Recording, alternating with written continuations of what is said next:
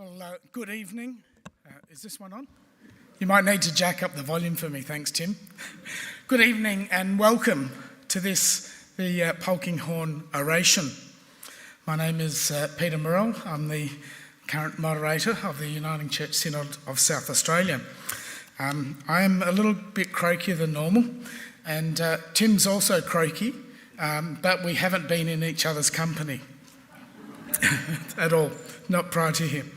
As we begin, let us acknowledge country. We acknowledge that we are here on the land of the Kaurna people who have cared for this land for millennia.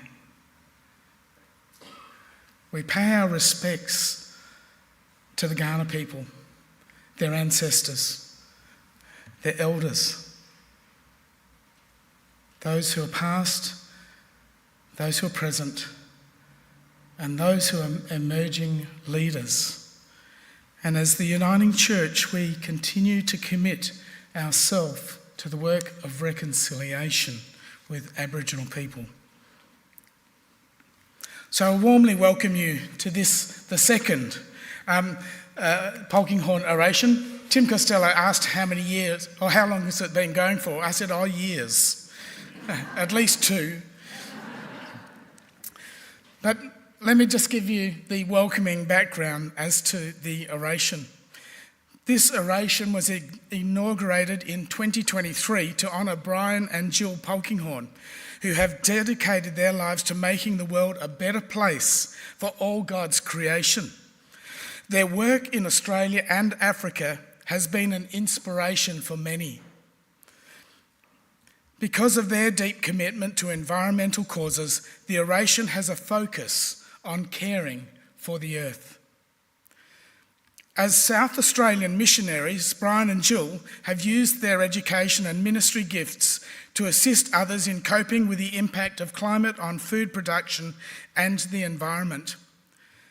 They served as Congregational Church missionaries from 1970, working with World Council of Churches in Tanzania at the YMCA Farm School, teaching basic agricultural and horticultural methodologies, and then with the Catholic Church to develop the Kilacha Agricultural Production and Training Centre.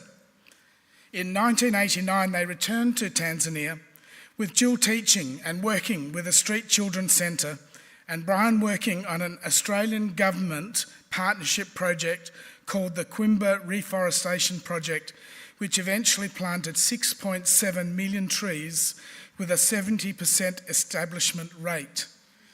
I've just planted some seeds, and I'm not getting 70% at this stage.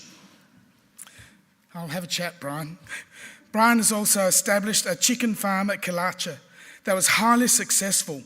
Brian and Jill have have been strong advocates for the environment and were responsible for the UCFAM's Lessons from COVID-19 for the Climate Emergency video series. As members of the Uniting Church Environmental Action Group and past leaders of UCFAMs, they have been tireless in challenging our response to the climate emergency as members of the Uniting Church. So it's a pleasure and a privilege to welcome tonight the Reverend Tim Costello, not a Uniting Church, but a Baptist minister that he was reminding us earlier, who is a strong advocate of justice and humanity, often in opposition to powerful political and corporate interests, and he has done this for many years in many places. Sue Ellis will give more detail about Tim later on. We also pay a special welcome to other guests, and we're hoping to see soon, it'll reduce Sue's stress levels if Mr. Tikini Tavui, who is the Chief Executive Officer of Pacific Islands Council of South Australia, that it's designed that he should be turning up soon, or now. We also have a special guest musician tonight, Lee Newton. We thank the members of the Uniting Church Fellowship and Mission Support Committee for their planning and preparation for this event, but also their constant commitment to issues of social justice, of caring for those in need through the work of fellowships in the Uniting Church in South Australia. And we acknowledge the work of the Environmental Action Group of the South Australian Synod, who are constantly reminding us of the need to care for the environment. To each and every one of you here, a warmest welcome. If you've come from one of our Uniting Church congregations or wider community or other faith communities, we are so pleased to have you with us to celebrate this evening and to be challenged once again by our guest orator, Reverend Tim Costello. So I'd like to now hand over to the Reverend Sue Ellis, who's going to probably introduce our musician.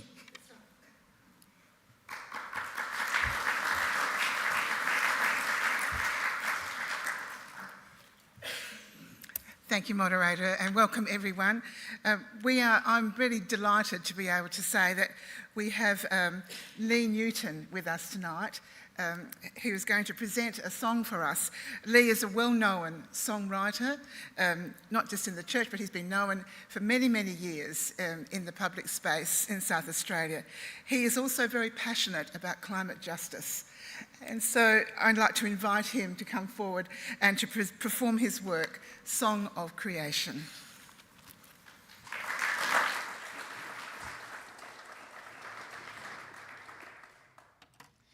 This is a collaboration with Craig Mitchell, who wrote the words.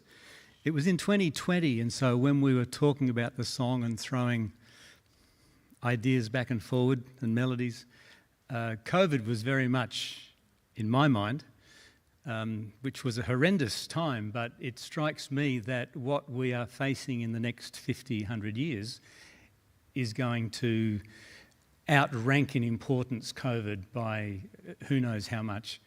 And I'm reminded of that with the latest catastrophe in Alaska, where a storm and the tide just washed out a whole village and some homes were just washed away. And it struck me that we will be seeing this regularly from now on.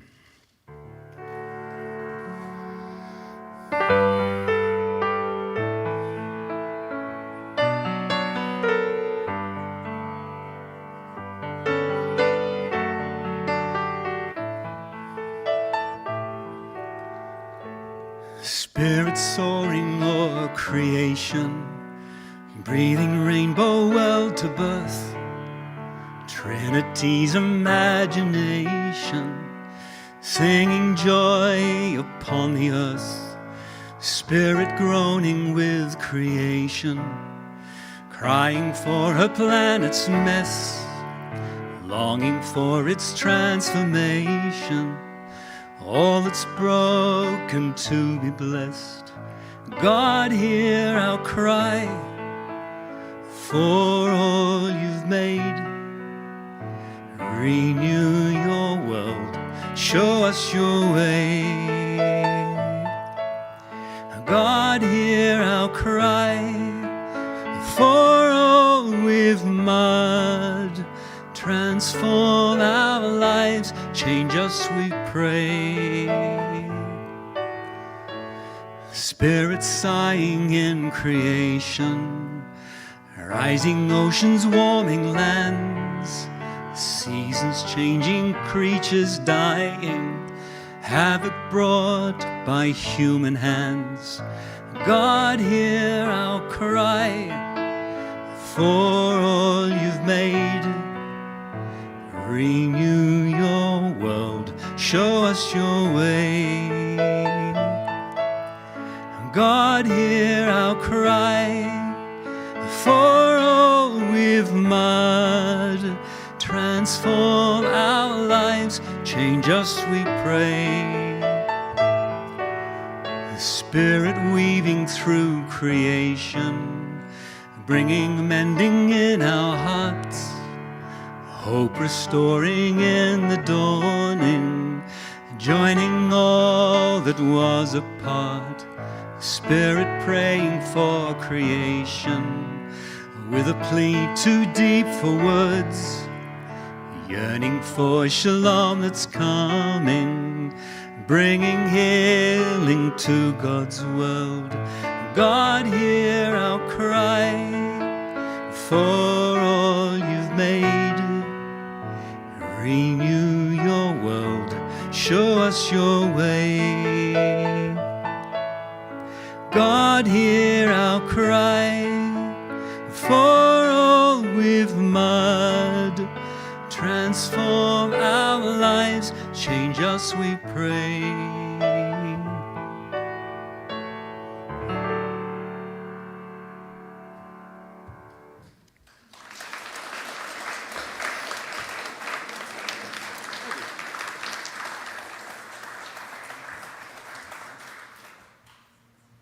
Thank you so much, Lee.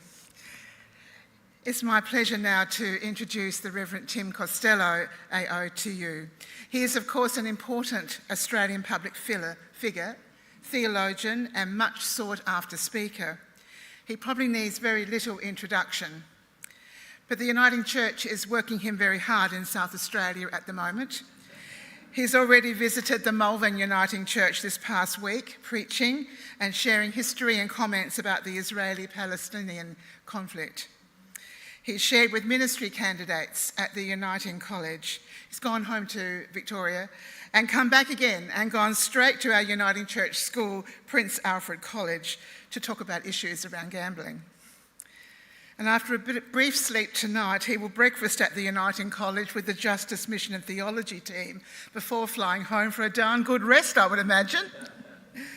So it's my joy to add to the moderator's welcome and to remind us why we can expect Tim Costello to have something worthwhile to say to us about the climate change crisis facing our world. Tim began his working life as a lawyer. He is, as moderator has said, an ordained Baptist minister. He was ordained in 1987. He served at the St Kilda Church in Victoria and the Collins Street Baptist Church. He is past president of the Baptist Union of Australia. Well known as the former CEO of World Vision for 13 years, during which time, in 2008, he was awarded the Australian Peace Prize. He has been Victoria's Australian of the Year in 2006, made an Office of the Order of Australia in 2005, named Victorian of the Year in 2004, and has been described by the National Trust as a national living treasure.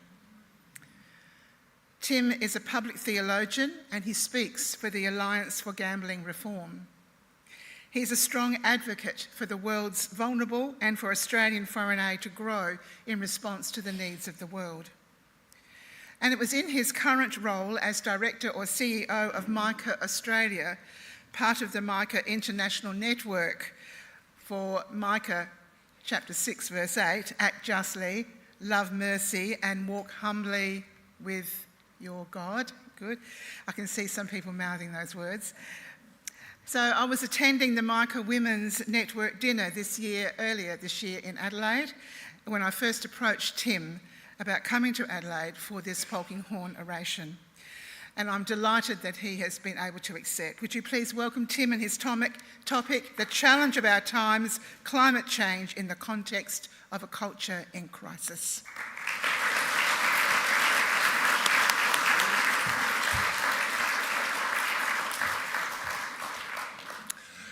Thank you so much, Sue, for that introduction. It's pretty much as I wrote it, really. A delight to be spending really a week in Adelaide, and it's a magnificent city, the city of churches.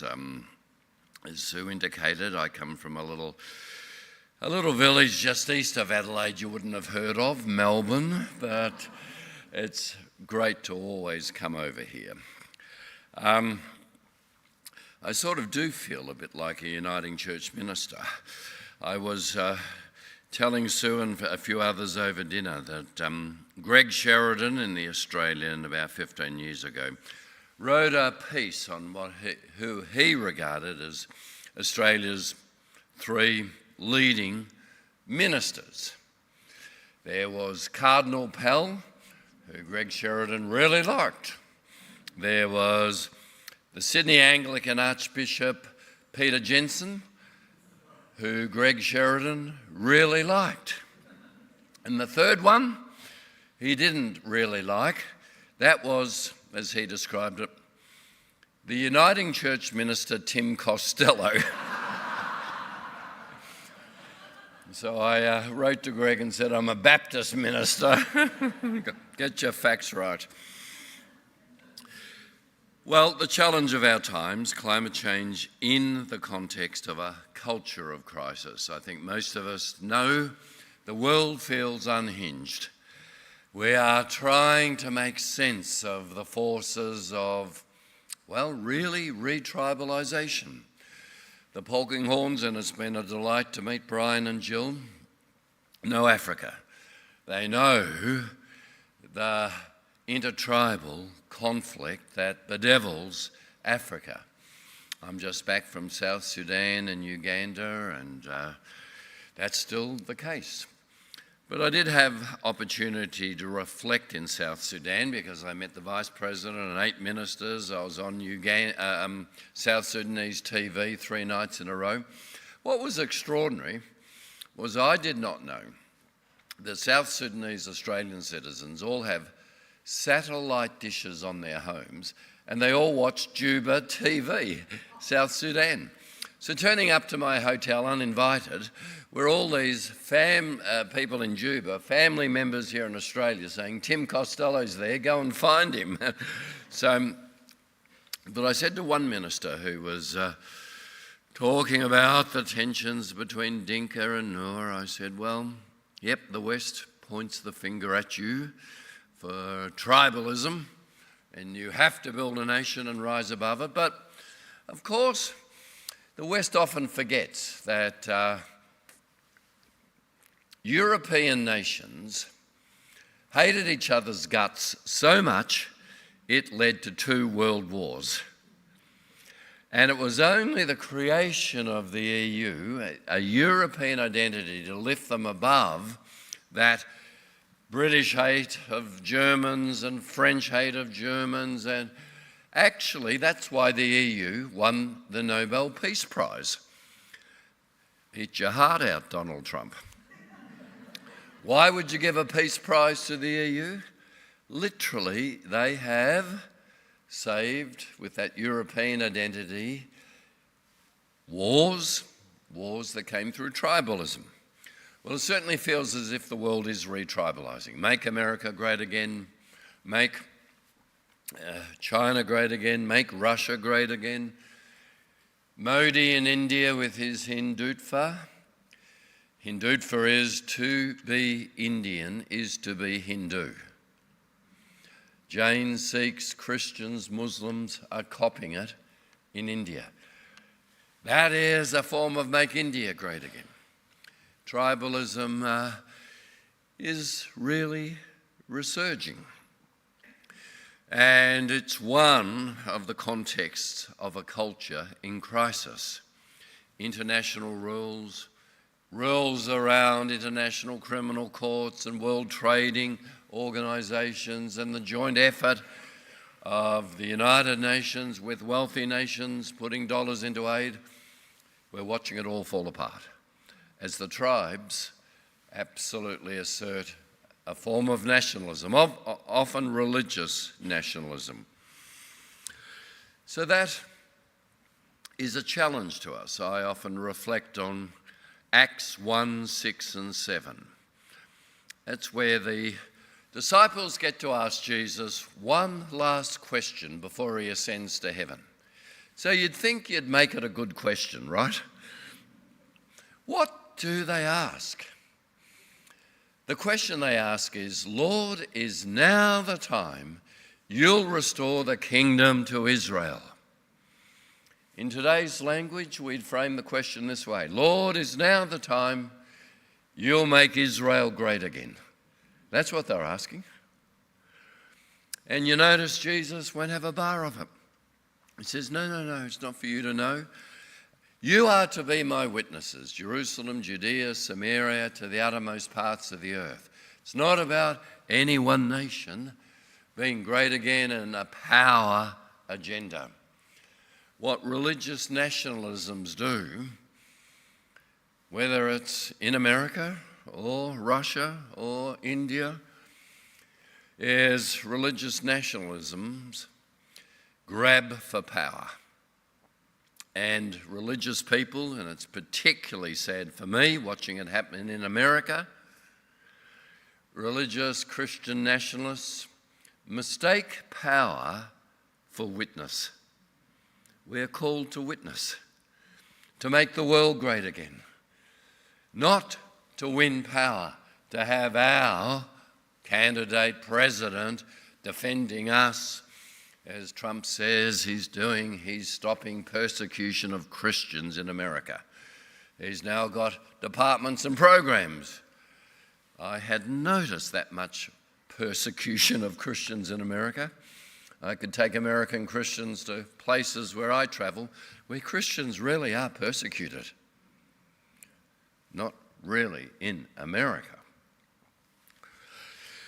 Well, I want to acknowledge a previous Polkinghorne Oration by the Reverend James Bhagwan of the Pacific Conference of Churches, a good friend of mine. I remember doing a press conference in 2019 where James and I spoke together alongside Prime Minister Morrison and the opposition leader Anthony Albanese, and talked about the context of their much touted Australian Pacific Step Up. Remember that? Well, the conversation and the talk was about the values of genuine partnership that need to underpin that, and of Australia's strong faith and familial connections with the Pacific. After that, James, with a few other Pacific leaders, and I went to Prime Minister Morrison's office. The Prime Minister's advisors had given us a meeting, but warned us, don't raise climate change. The church leaders were polite and stuck to the instructions and talked about a whole lot of other challenges in the Pacific. And then I said to Prime Minister Morrison, would you mind if we pray for you? And he said, oh, absolutely, absolutely. I threw to Reverend James Bhagwan to do the prayer. James did the best prayer on climate change I've ever heard. And what amazed me is I opened my eyes and there was Scott Morrison nodding and saying amen as he prayed about the existential threat for the Pacific of climate change.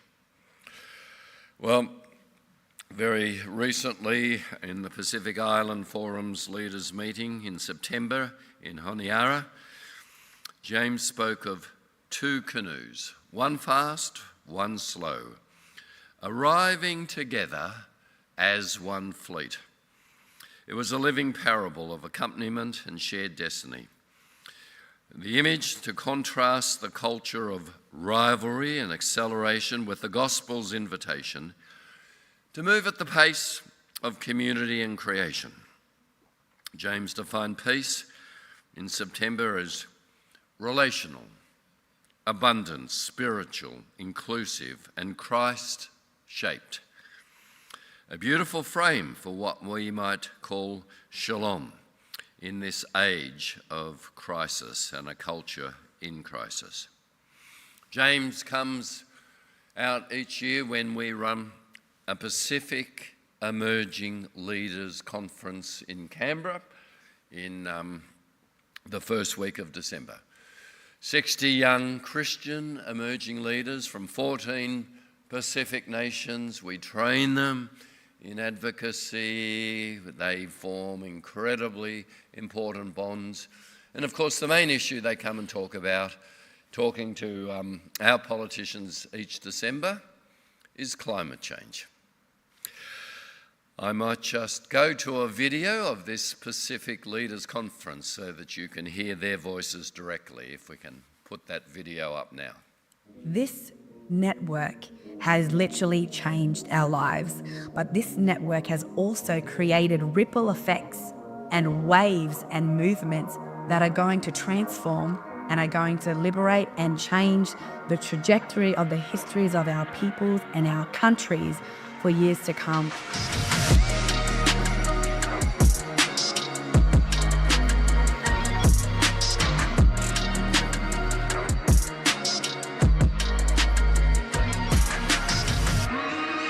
Well, we're here at the Pacific Australian Emerging Leaders Summit, which has gathered young leaders from across the Pacific, First Nations community, the diaspora, and our wider Australian family.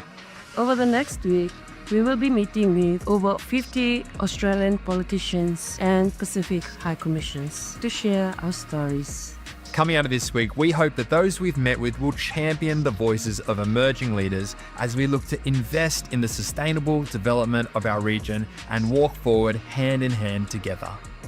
This broader Pacific family is enhanced as we recognise that we today are on Aboriginal land and that all of our stories are so interconnected. We have focused on 4 main key principles: genuine partnership, self-determination, inclusion, and whole-of-life approach. We do this through strengthening ties between our emerging leaders. Then it's about equipping them, giving them the confidence to lift their voice and communicate to our region's political decision makers. I look forward to listening to everyone's journey on how can we work together as young emerging leaders to support our community and our country in the near future.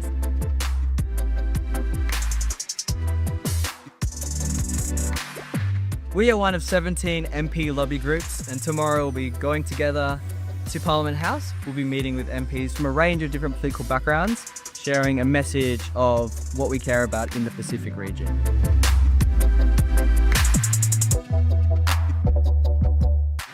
We're so excited. We're coming in.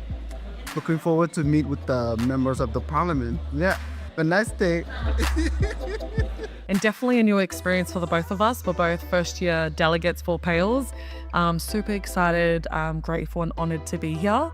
I feel like it's an honour to talk with the MPs, and so I enjoyed it and learned a lot. For the first time, I don't actually feel nervous. And that's not on me, that's actually on the PALS community. And just how they've run the programs and how they've set us up, the training, the support, the network, and also the safe space that they've created for us.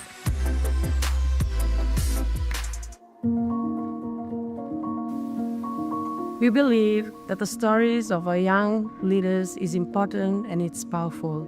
We're creating a space where they can come together as young Pacific leaders, as family, creating and building a safer, more just and sustainable future across our shared Pacific Ocean.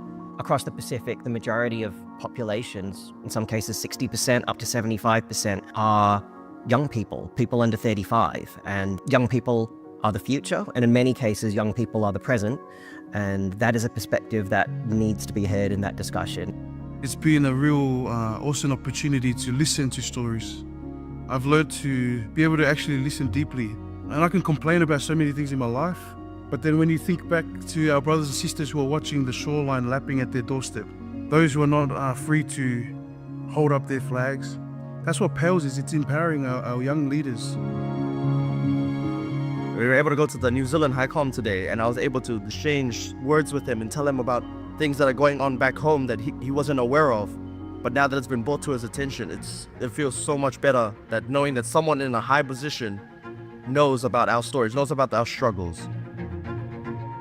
I was deeply moved by the exchanges with Australian senators who welcomed us with kindness and authenticity. These moments were a source of inspiration and strengthened my belief that leadership is built on collaboration, humility, and respect. Together, we carry hope and drive change.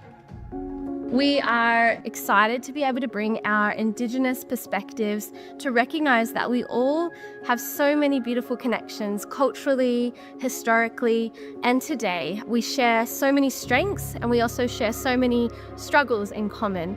You raise us up in that culture of Pacific love that raises our spirits, raises our hopes, and appropriately you raise expectations of us, and that we know it is so very important.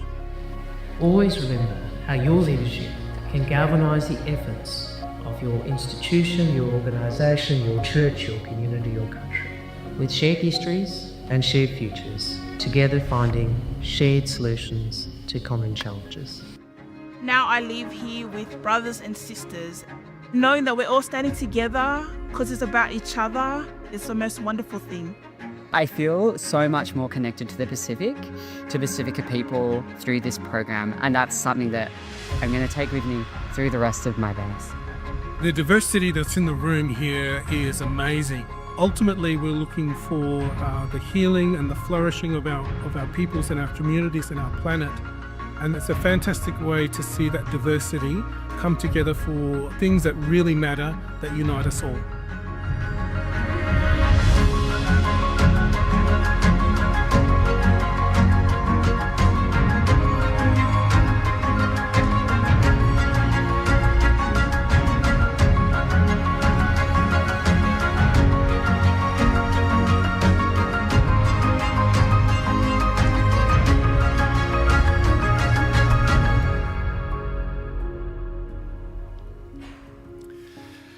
The lovely thing is that DFAT has realised the Pacific is largely Christian. So DFAT pays for these delegates to come out, and Penny Wong, as you saw, and the other leaders on coalition side always meet with them, and they hear particularly about the greatest existential threat they're facing, climate change. Well, when we frame the problem of climate change, we have to frame it as a crisis within a broader crisis. Climate change is not one isolated issue, but as part of this culture of crisis, a world in which interconnected emergencies, environmental, social, economic, humanitarian, are amplifying each other. Our planet is a more dangerous place than ever before. We have 59 ongoing conflicts in the world at the moment, the greatest number since the end of World War II. And along with climate change, there's of course nuclear weapons and different threats that are, in a quantitative sense, threats that are much greater to previous eras. We know, all of us, are much more affected by floods, storms, bushfires, and that the crisis in the climate is contributing to poverty. It's contributing to displacement, and it's fueling a lot of conflict. These aren't separate crises, they're entangled. Climate-driven extreme weather undermines food security, forces migration, magnifies inequality, and often is leading to conflict. So this is not only an environmental issue, it's a human justice issue. And climate change is perhaps the greatest symptom of a culture in crisis, where public trust, social cohesion, institutional resilience are all under strain, indeed fragmenting. So in this age of multiple overlapping crises, and climate change being the key stress test of our society, it means we have to frame up climate change by thinking about it in terms of our ethics, our faith, and how, as humans made in the image of God, we respond. As a Christian minister and social justice advocate, I frame environmental and climate concerns not just in scientific or economic terms, but rather in moral, theological and justice terms. There are some who say far greater than the meteorological weather climate change crisis, far greater than that is the moral crisis. Greed, self-interest, deferring what we know we should do because of greed and self-interest. They're things, churches that have a doctrine of sin and failure and redemption and reconciliation need to be speaking about. In the last 200 years, there's been a moral climate change as devastating as the meteorological climate change. It's the shift from a transcendent belief in God.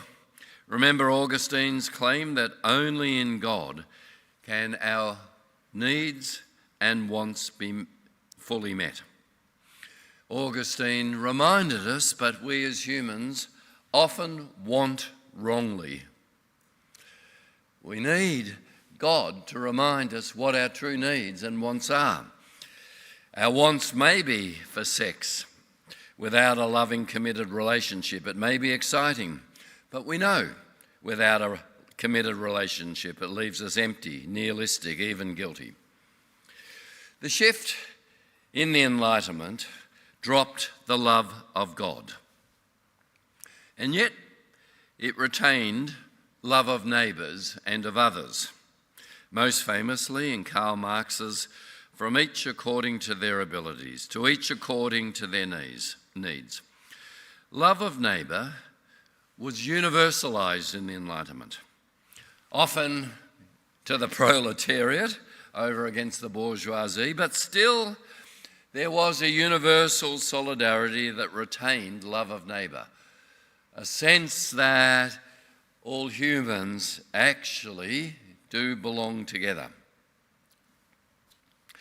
Well, the next shift after the Enlightenment was the dropping of the love of neighbour and substituting love of self, self-interest as the dominant frame. Max Weber, who wrote on capitalism and the spirit of Protestantism, spoke of the new cage of markets, organised around my preferences, wants and interests, in order to serve the profit motive of those who met my interests. Profit motive, not morals. That's why he called it a cage. I've been speaking this afternoon at Prince Alfred College about gambling, sports betting. You know, a lot of the people on the AFL board and the NRL board actually do feel a bit guilty about the tsunami of gambling ads shaping our kids, grooming 10-year-olds. 80% of 10-year-olds in Australia now know the logos, the odds, the jingles of different sports betting companies. Imagine if we accepted the 10-year-olds knew the difference in price or quality of Marlboro cigarettes from Peter Stuyvesant cigarettes. We'd go, that is so wrong. But a lot of those on those boards do have a guilty conscience. But there's this cage that Max Weber talks about. The AFL is getting $60 million now from sports betting companies. The NRL, $100 million.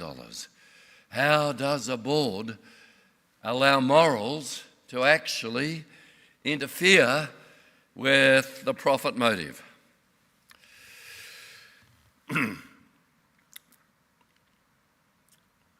We've of course seen, with the abandonment of even love of neighbour, an individualism and narcissism to take off. This is extraordinary. It seems to me narcissists are all rising to the top in our world. Have you noticed that? And permission to be narcissistic, given an age where we actually said, no, that's behaviour we do not approve of, we stigmatise, those shackles seem to have been thrown off by narcissists. My self-interest has become the dominant critical factor. So even in the climate change debate from our government, they've been trying to sell the fact that the necessary transition to renewables is going to result in lower energy prices. Have you noticed? This is sort of coming a bit unstuck. And if it's my self-interest in lower energy prices, well, what if fossil fuels and drill baby drill actually give me lower energy prices, irrespective of their impact on other species, on future generations, their current impact on the poor? We have lost the moral equation. I've just come back from South Sudan over the last few weeks. It has one of the smallest carbon footprints in the world. But most of Jonglei State is under water, devastating floods, and Upper Nile State and other places. Poverty driven by climate change. When I was in South Sudan, it occurred to me we may all be in the same climate change storm, but we're not all in the same ship. We are not in the ship being battered in the Pacific and South Sudan. We wealthy nations who put most of the carbon up there are still much more protected, able to shield ourselves, able to rebound from droughts and floods.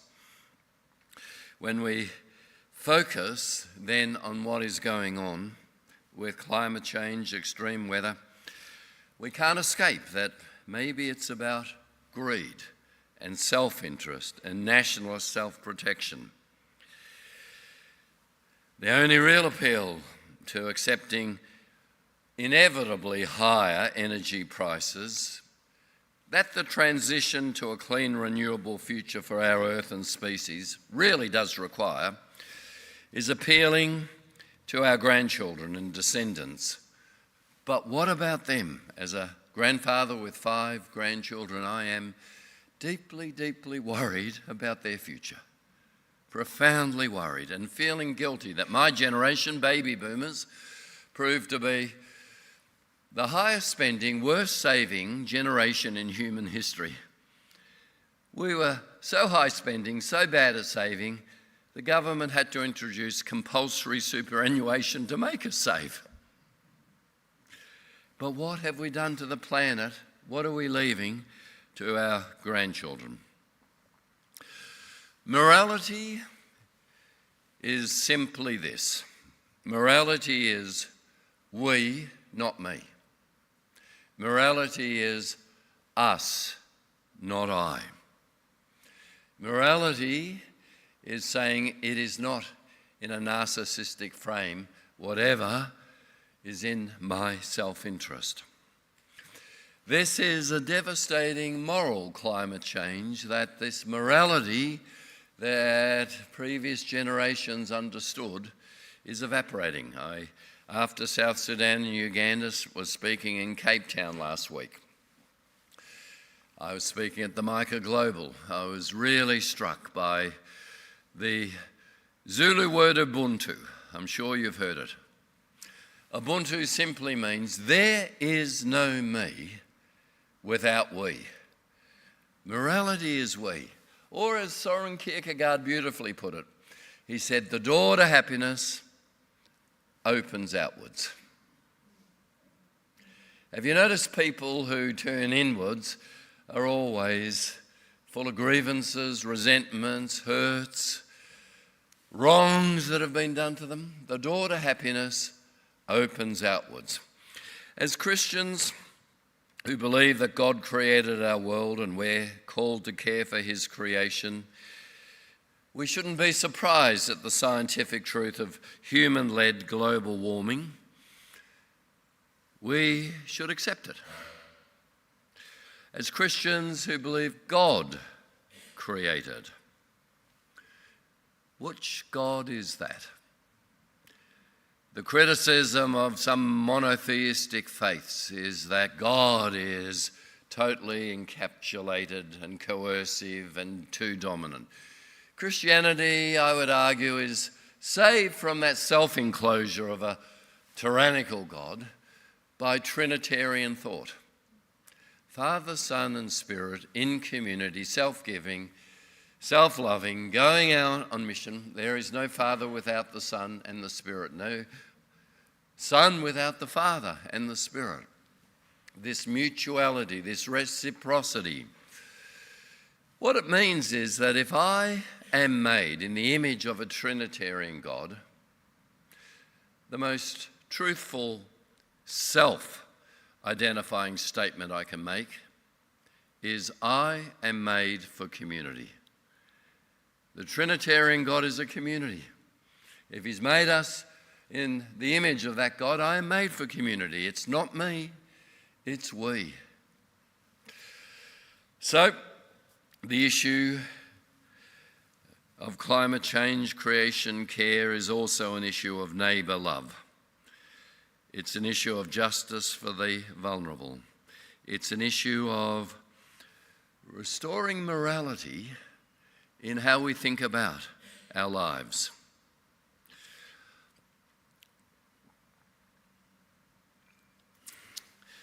The hesitation I discover in some faith communities to the words climate change when our scriptures talk about the earth is the Lord's. And I discover Christians who have been not just doubters and deniers, but sometimes leading the doubt and denial. 2007, the Republican Party in America, the indispensable nation. 2007, it officially became climate change denying. And that was particularly fueled by evangelical Christians. I guess we shouldn't be surprised. I often hear Christians today saying, "Oh, I'm a Wilberforce Christian. I would have been there fighting to end slavery with Wilberforce." Do you know the Christian magazine called The Record at the time of Wilberforce was totally critical of Wilberforce fighting slavery?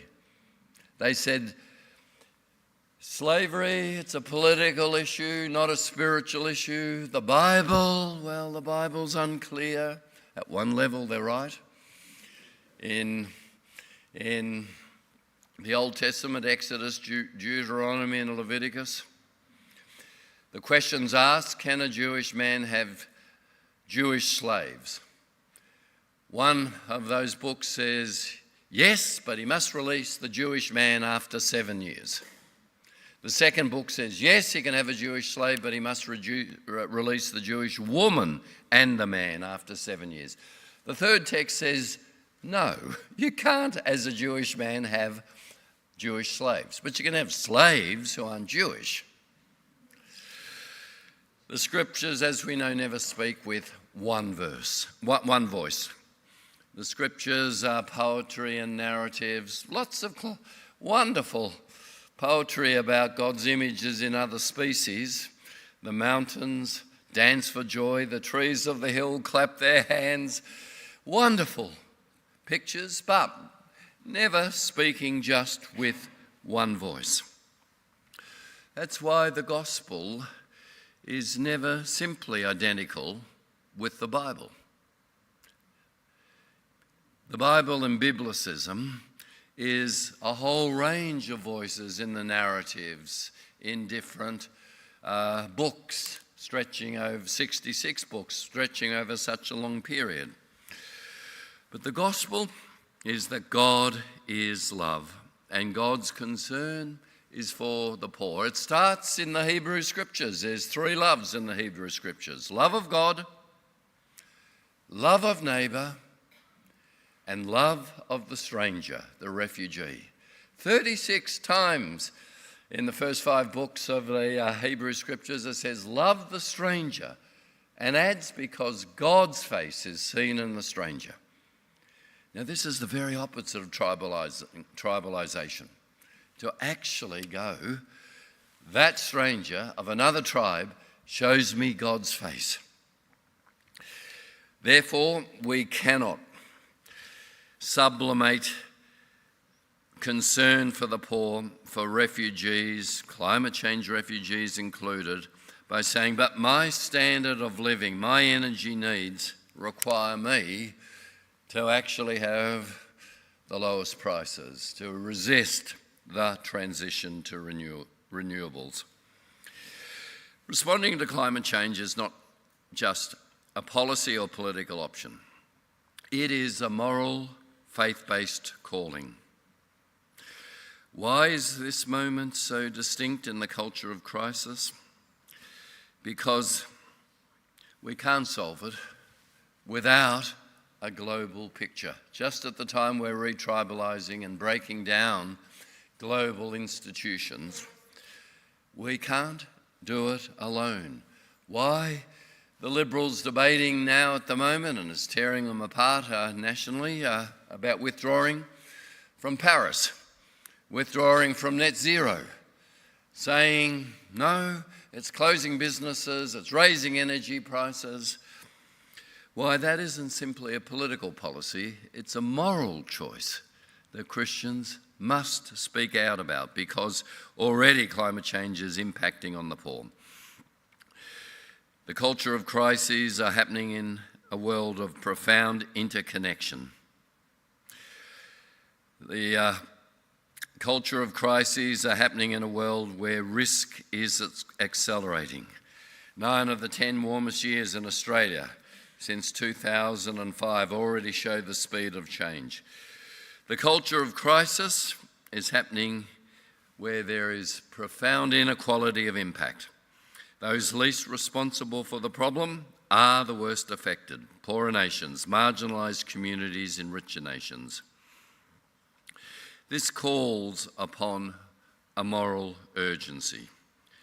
We cannot wait decades to act. The luxury of waiting 350 years is gone. It's why Christians at the time of Wilberforce opposed him. Everybody now is a Wilberforcian. Have you noticed? We would have been on his side. At the time, the Christian magazine, The Record, totally opposed him. And Wilberforce's moral imagination was in the gospel, not simply in the Bible. Because the Bible was, Paul told Onesimus, the slave, to go back. It wasn't really clear against anti-slavery, which is why the South in the Civil War in America kept quoting the Bible. And they had, a reasonable biblical case. This culture of crisis particularly is an erosion of social cohesion and trust. And this erosion is very, very serious. This erosion means that our ability to work together is being undermined, because any institution from the last century is in trouble. The church, political parties, trade unions, the military. We are seeing a fragmentation. Right at the time with interconnectedness, we need to be actually working together. Well, what should we do? I think we start from saying the earth is the Lord's. It's His. And though humans carry His image, all species carry the imprint of the Creator. So it means, as a Christian, I need, and as people of conscience, to seriously try and live more simply, to recognise limits, to refuse to dominate creation, to show solidarity with vulnerable communities. I encourage a moral thinking, a shift from me to we, recognising our interconnectedness, that morality is we. I urge Christians to surprise others. I hear so many, particularly in America, evangelical Christians saying, well, I'm anti-abortion, I'm anti-gay marriage. Why aren't they saying, with same scriptural gospel conviction, I'm anti-coal, I'm anti-destruction of other species? Rather, staying silent, or worse, cheering drill, baby, drill. Creation is gift, not possession. Creation as gift is the antidote to an exploitative culture that drives ecological and social breakdown. We need, in our responses, to be advocates. People often say to me, oh, advocacy, it's a little bit political, strident, is it really biblical? I say, yeah, it was there in Genesis chapter 1. God spoke, and there was light separated from darkness. God spoke, and there was waters separated from land. Advocacy is speaking, and it's creative. It opens up space to think differently. In our conversations with those in our churches who might be climate change skeptics, we still have to speak. And we have to speak with humility, remembering that as image bearers, we aren't God. We don't know everything, but we need to advocate with humility. The climate crisis is fundamentally, I believe, a crisis of the human spirit and of worship. Will we worship the Creator, or will we worship our own consumption, our own needs? Well, in finishing, I welcome the Labor Party's pledge to increase adaptation to the Pacific nations and the government's commitment not to cut aid when Donald Trump and Elon Musk took $61 billion out of the world's humanitarian system. That's going to cost 14 million lives. And the silence of pro-life evangelical Republican congressmen really distresses me.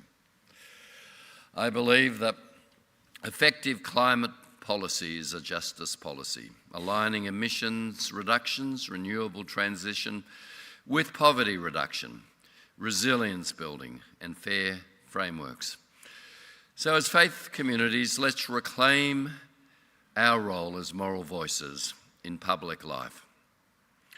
Let's challenge cultures of denial, delay, or distraction. Promote hope, not fatalism. We need in our churches more faith, less fear. And in discussions with people who are climate skeptics or denialists in our own churches and families, we need to not give in to despair, but keep the discussion going. I was reading this week a letter Thomas Merton wrote to the Catholic priest and anti-Vietnam activist Jim Forrest. Jim Forrest, who was a priest who felt burnt out by his anti-Vietnam war activism, and wrote to Merton in deep despair. It's only getting worse. The deaths, the bombings, America's madness in Vietnam. Merton wrote back to him.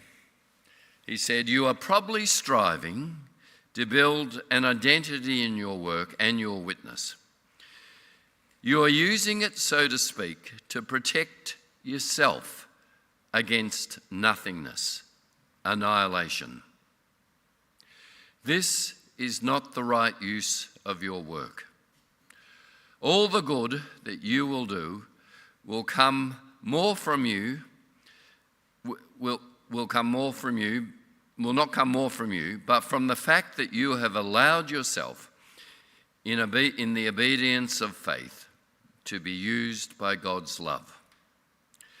Think of this more and gradually, and you will be free from the need to prove yourself, and you can be more open to the power that will work through you without you knowing it." I found these words helpful because I have some climate skeptics in my extended family. I have someone, and it's not my brother in this case, who in my extended family who thinks Trump is terrific. I'm often texting furious. He's a Christian. He's texting back to me. I'm striving in my identity to convince him, but I do feel that at times there's nothingness, annihilation. Merton's words that I have to, in obedience of faith, allow myself to be used by God's love. So now and then I will pull back. I will say to him, let's pause. Isn't it good that our identity isn't in politics, but in Christ? And he'll pull back and he'll agree. Now, I haven't completely changed him, but I have seen some movement. This sense that we burn out if we need to prove ourselves. We have to be open to the power of love working within us. Our response to the culture of crisis is not panic, but participation. Faithfully joining God's work of renewal. God created this world. He hasn't given up on it. His love is still at work in this world. I want that love to be worked through me, even with those people whose opinions I can't tolerate or understand. If I was ever going to give our Lord some humble advice, very humble, it would be when you said, Lord, love your enemies, that was really a bit ridiculous, a bit extravagant, a bit hysterical.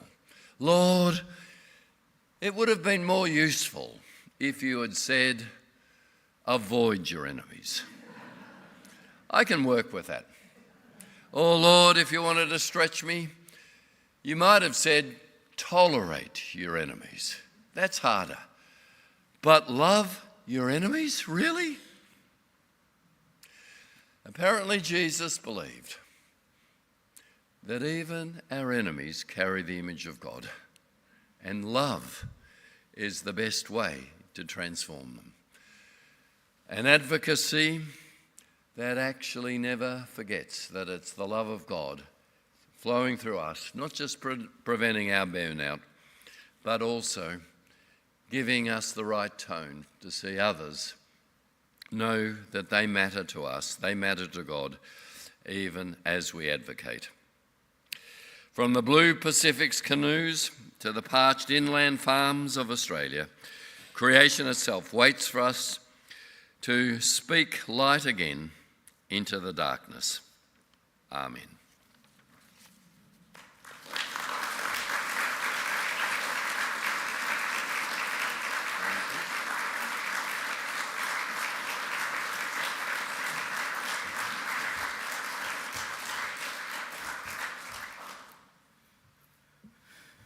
Well, we're going to have some time for Q&A with Tim.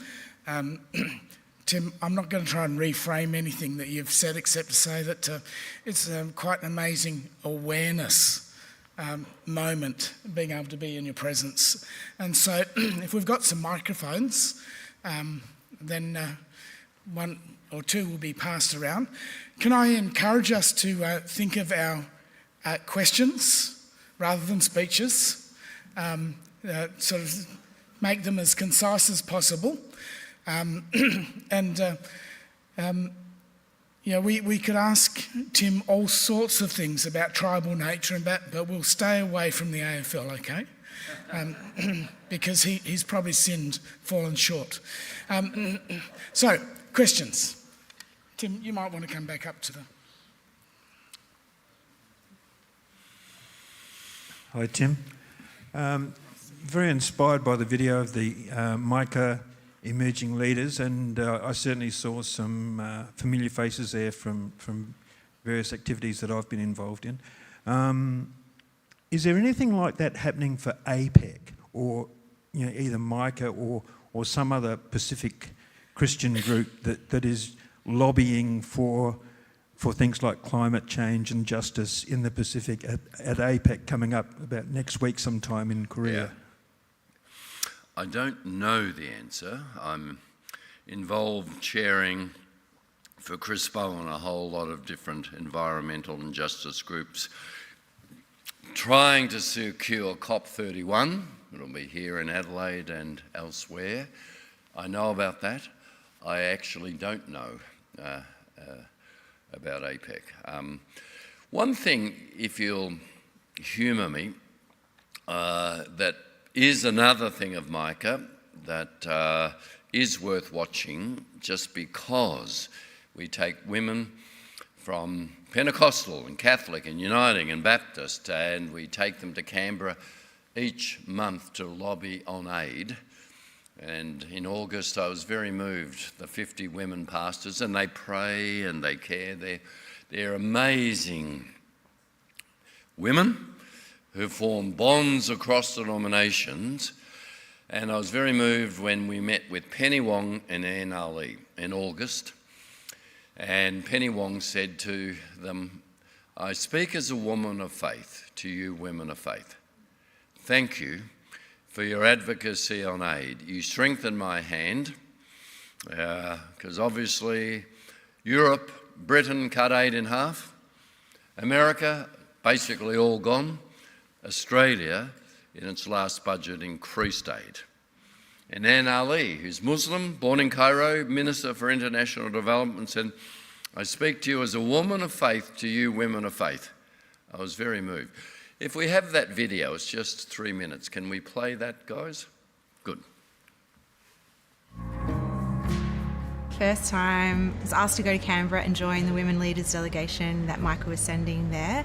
I was really daunted by the idea of walking into Parliament House with all these super important leaders, thinking, I don't know if I'm equipped to do this. But spending the first day with that group, hearing what we were going to be presenting and talking about, actually just felt like an igniting of something that was inside of me all the time. It was frightening at first because I didn't know if I had what it takes, but I soon realised I just had to be myself, and the Micah team trained us really incredibly well. Look, the state of the world, there is conflict, there's extreme weather, and you want to turn away, but as followers of Jesus, we don't have that choice. For me, being a part of the Micah network is a way that I can use my voice to speak up and say this matters to God. The Micah Women's Network is made up of women from the Australian Church who have a heart for biblical justice. Since 2018, we've met with over 300 members of Parliament to advocate for those living in extreme poverty and facing injustice. Australia allowed me to stay here and live here when I was in trouble in my country where at the time was war. I was the blessed one that came out of it. And there are so many people around the world that don't have shelter and food. So it is very important that we don't forget that. We don't forget those that we left behind just because we are doing well. Being a part of the Micah network is a way that I can commit to making a difference.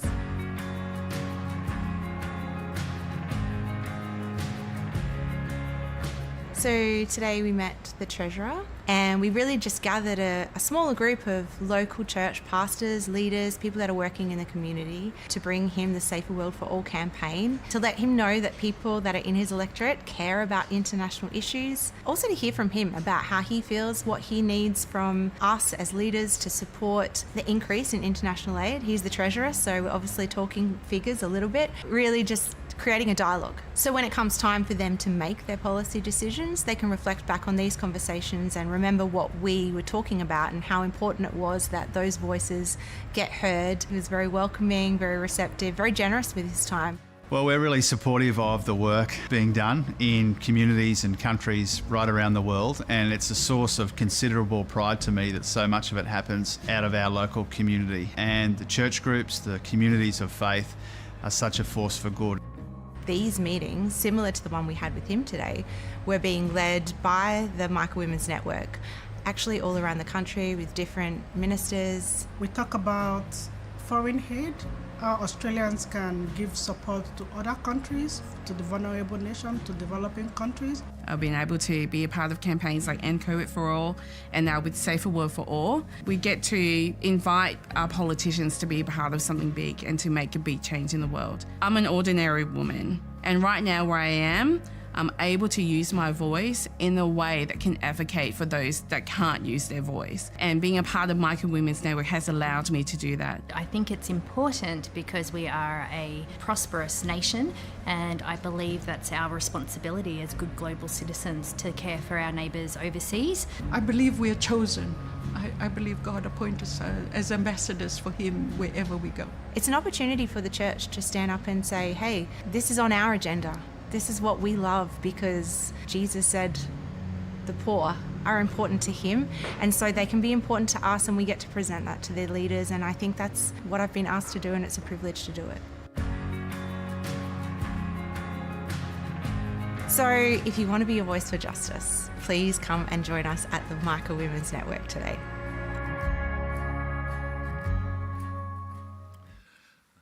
The lovely thing is that the women, when they meet with politicians, always say, "Do you mind if we pray for you?" Not one politician has ever said no.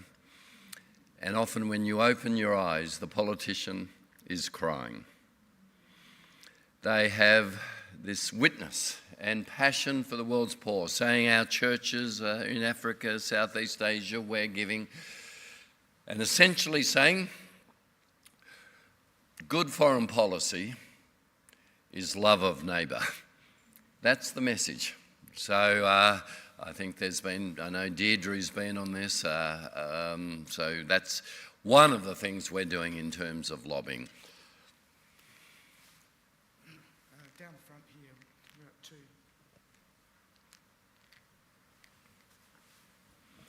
Yeah, Tim, I was interested in your presentation about Pacific nations. My question is a rather pragmatic question. We're starting to hear the term environmental refugees. Can you tell us how many of our Pacific neighbours have moved to live in Australia? How many are likely to move in the next decade or so? Yeah, so in refugee law, there isn't really a category of environmental refugees yet. But I am almost certain we are going to have to create it. So we aren't seeing in pure environmental damage huge numbers yet coming, but we are seeing indirectly because of water supplies damaged, land now compromised, and therefore it can't feed people like once it did. The Pacific agreement for labour and for being able to come and work here is really, really important. That has helped enormously in the Pacific. But I don't have numbers in my head, but I'm absolutely sure in the next decade we're going to see very, very significant numbers of environmental refugees. Tim, thank you very much for a fabulous talk. You spoke a lot about national and international level activities and so on, and also to some extent about what we can do on a personal basis with family and friends. What about at the church level with its local community and taking that to the next level, like the state level, how the church at the state level can advocate for environmental initiatives? Yeah, I think we've got to, what I was trying to say is we've got to find a language that's our language again. Play, as you here in Adelaide in AFL always do, with home ground advantage. The church home ground advantage is actually the moral language. Love of God, love of neighbour, love of the stranger. And so often I think in churches we, inform ourselves on the political arguments, on the economic arguments, on the meteorological arguments, on the shrinking ice caps, and that's all important, but I'm really saying our home ground advantage is talking about why God, who made us all in his own image as one family. Christianity was the first internationalist movement really in the world, neither Jew nor Gentile. This is cutting against the grain. Humans for the last 15,000 years have lived in tribes with authoritarian chiefs. So multiculturalism is against the grain. Democracy is cutting against the grain because you've had authoritarian leaders, and we're seeing a bit of a snap back. But we cannot deal with climate change, a global problem, with that sort of thinking. The moral language of we, not me, the Trinitarian language of a God who is in community. It seems to me as churches we need to be having conversations with our neighbours in that sort of language again, finding it. Now, practically, you have an environment minister at state level, absolutely go and lobby and organise and say the church is committed and this is what we're doing on this issue. There's all sorts of opportunities to engage, to write a letter, to speak up. The extraordinary, what may be, some are saying, demise of the Liberal Party. It's literally over, it's over two issues effectively. It's over immigration in a multicultural society, and it's over net zero. And moderates and conservatives literally have descended within the Liberal Party into identity politics here.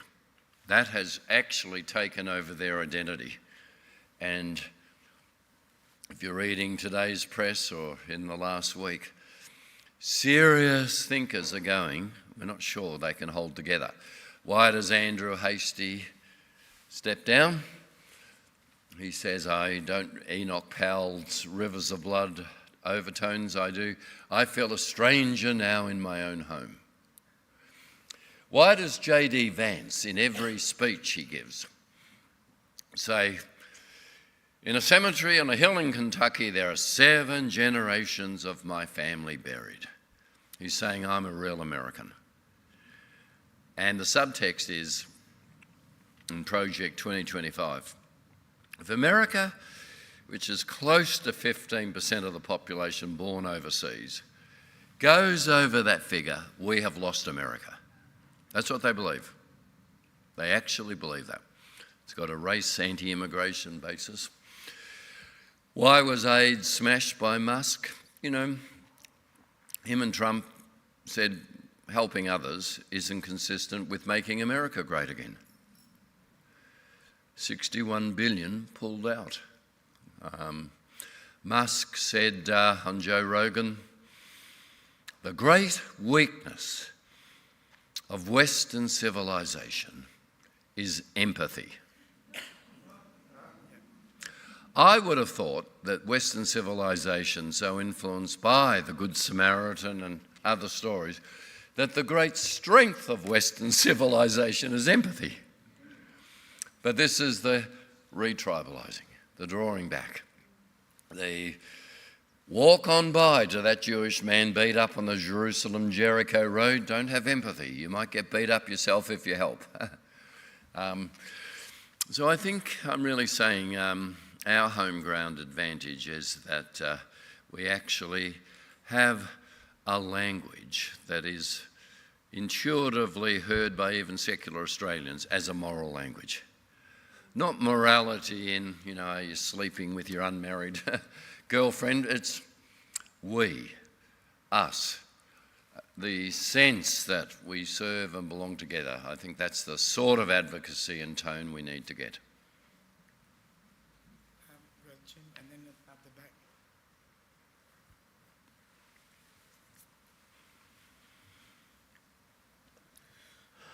the back. Tim, one of the weaknesses of parliamentary democracy is that it tends to become innocuous because the parties are all frightened of either, if they're in power, losing the election, or if they're in the opposition, putting their foot in their mouth and losing the election. So it comes down to being innocuous and not achieving very much, and certainly abandoning commitment to reform.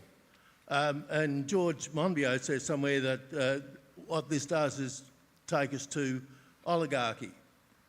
So I appreciate your comment on that, and I wonder if you've got any suggestions of what practical measures as citizens we could take to try and encourage our parliament to be a little more reform-oriented rather than innocuous. Yeah, no, great question. I think you've nailed it. See, political cycles, electoral cycles of 3 years, I mean, any decision that's costly, say in transition to renewables or, you know, a carbon tax, as with Julia Gillard, the benefits of that I won't see to 2050 or beyond, but I'm running for election in 3 years' time. The short cycle of political self-interest is actually defeating us from which is why the COPs and particularly Paris were an attempt to say, can we all together set some long-term goals to prevent 1.5 warming? Well, we're basically at 1.5 now. The way to break through this is really hard because with the social cohesion, lack of trust in institutions breaking down, we've seen a profound breakdown in trust in democracy. Literally, people are saying democracy isn't working. the attraction to authoritarian, ethno-authoritarian leaders is the crisis that democracy is too slow, too many checks and balances. So let a Trump actually have his masked men in black vans pulling people off streets in America, denying their civil rights.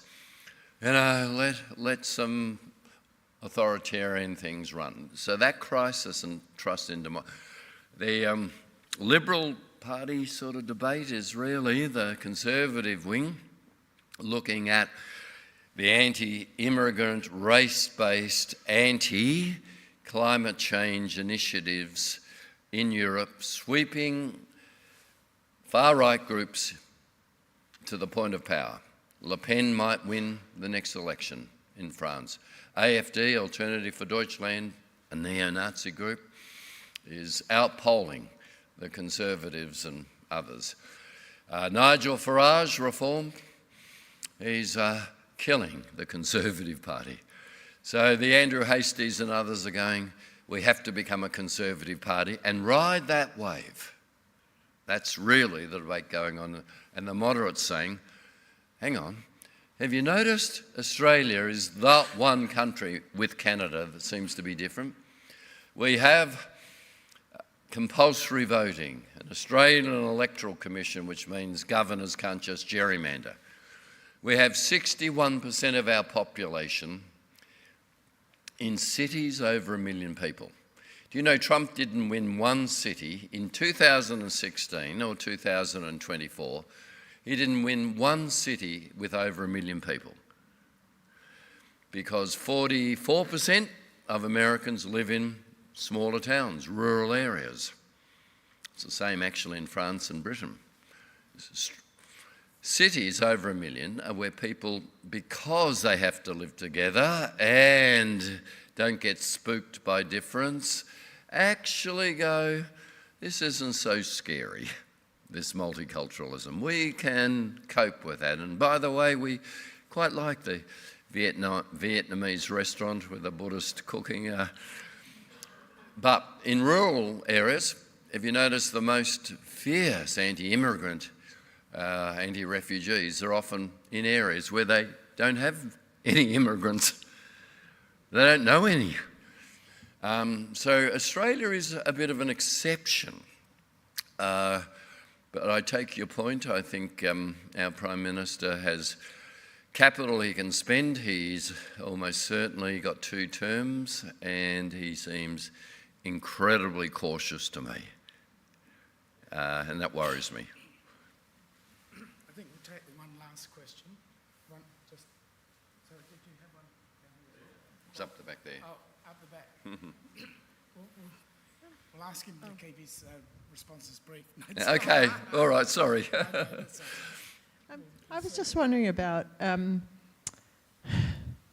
what I wanted to hear you talk about was for families, with families with kids, advice in terms of what I see. I look at myself, I don't want to be selfish, but I also know that I spend a lot of time driving a car that runs on fuel and earning money to pay a mortgage, because that is how our culture works, you know, and that kind of thing. And I see a lot of us with kids spending a lot of time doing those things, and I can see that we are spending less time with each other and building community as a result.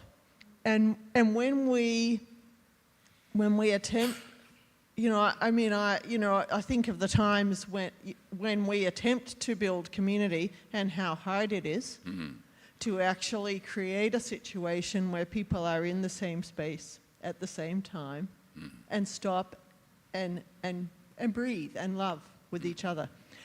So I guess what I'm asking is, yeah, what do you have to say, or what's your thoughts on culturally how we shift that, how we actually bring that community back? Yeah, great question. In the West, we have been totally seduced by the story that goes like this. The wealthier I am, the happier I'll be. Having just come back from Africa where there's terrible poverty, I can tell you I'm always amazed at the joy, dance, community, generosity of poor people. I come back into Australia where we've solved the problem of supply, clean water, universal health, education, and people are absolutely often stressed, lonely, isolated, because they're so busy trying to earn, Now, I don't know how culturally we change it, but I do know that humans only ever compare up and feel someone's doing better and I've got to work harder, that if they compared down, they go, aren't I blessed? I actually don't need necessarily to take that promotion with more money because I'm not going to have time for volunteering, for coaching netball or football, for giving back into my community. We say, well, of course, I'll take the promotion and the extra money. We are much richer than our grandparents, much richer than our parents, but the restlessness to actually keep the whole story going means, and I come back again to morality, we need another way of framing this. What is this actually all about? You know, my father never earned more than $65,000. He was a teacher at the one school for 40 years. He'd been pulled out of school in the Great Depression and sent to work in a ladies' hosiery factory at 14. He thought that'd be his future, even though he was bright. War gave him his chance. He fought up in New Guinea, Kokoda Trail. Returned soldiers got subsidies to go back to school, matriculate. He went to university, became a teacher. He was very proud of the 3-bedroom house he built, weatherboard, in Blackburn, where we lived. I shared a bedroom with my brother for 20 years. Now, the nation might be paying for that now. But the thought in parents that their kids would have to share a bedroom seems to be a fundamental breach of human rights. We've suddenly changed our attitudes. I watched my father. I remember having a paper round at 18, 19. Freezing cold, up at 6 a.m, complaining I didn't want to do it and the money wasn't worth it. And I remember my father saying, son, don't you complain. I was dodging bullets in Japanese jungles at your age for 2 shillings and 6pence a day. It suddenly gave me perspective. And then I watched each Saturday my dad sit at the kitchen table with his checkbook out, writing cheques, giving away 10% of his income. And when I sometimes have told that story on radio, and I practice giving away 10% of my income, it's amazing. The interviewer always says, oh, sorry, you meant 1%. I said, no, 10%. It's so countercultural. Who does that? So I do think there's a whole morality question here about how we've been caught up. And we actually have to, and this is what church and a community thinking biblically, theologically, supporting each other should be about. How do we resist that culture? Do not be conformed to the world, Romans 12 verse 1, but be transformed, renewed. I think that is where that gospel questioning of how do we live morally does come in.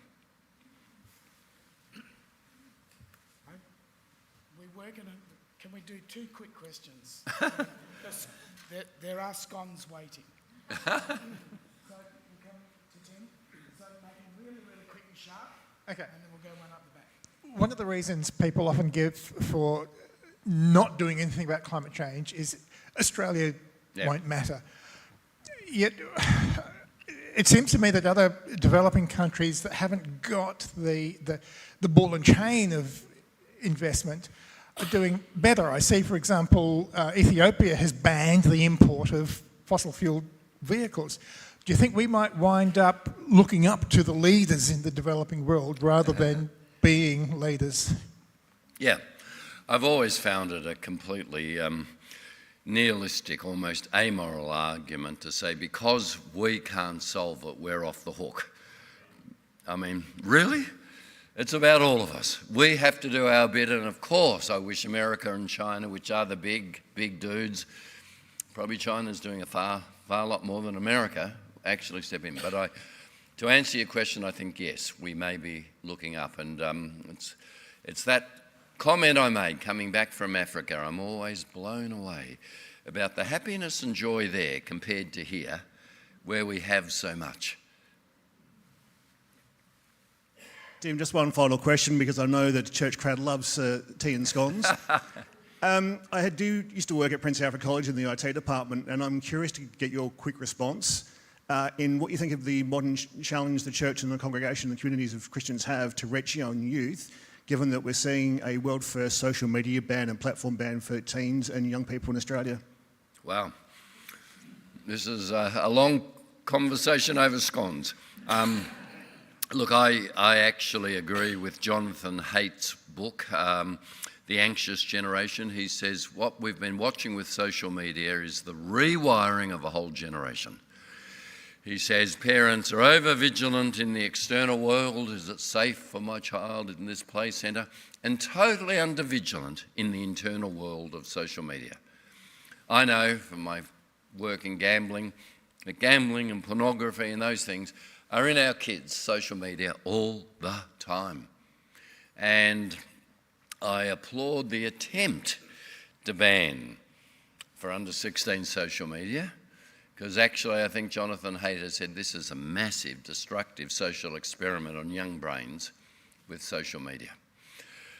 Whether Australia, plucky little Australia up against the rest of the world, leading the charge to ban social media, can pull it off, I don't know. I have no idea. But that's my view. With church and young people, I actually think today is the day for evangelism. I think young people have literally said not much is working. There's not many leaders up there that I respect.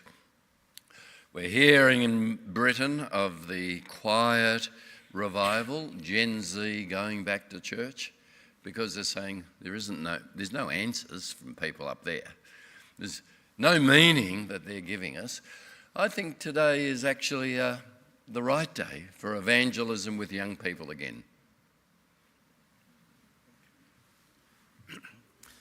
I'll get Sue Ellis to come and do our final thanks, and we also have some gifts as well.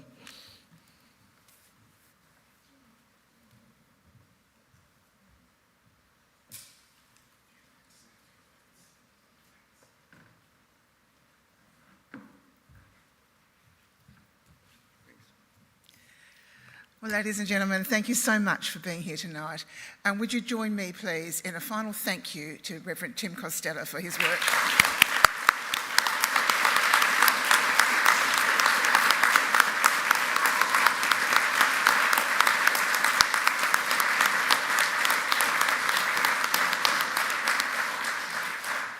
Tim, we have a small gift for you to take back to some South Australian produce there for you to take. Do you like red wine? As a Baptist, I should explain that if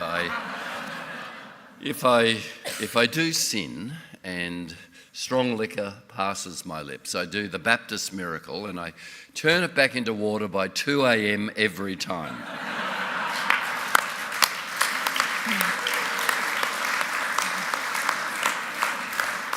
I also have a small gift for Lee Newton and thank him very much for his lovely song to remind us that we are in God's creation. Ladies and gentlemen,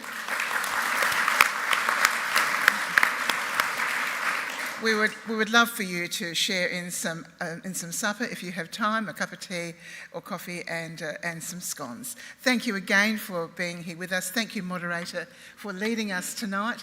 We hope that both of you, your voices will improve as time goes on, and that is our prayer. His is.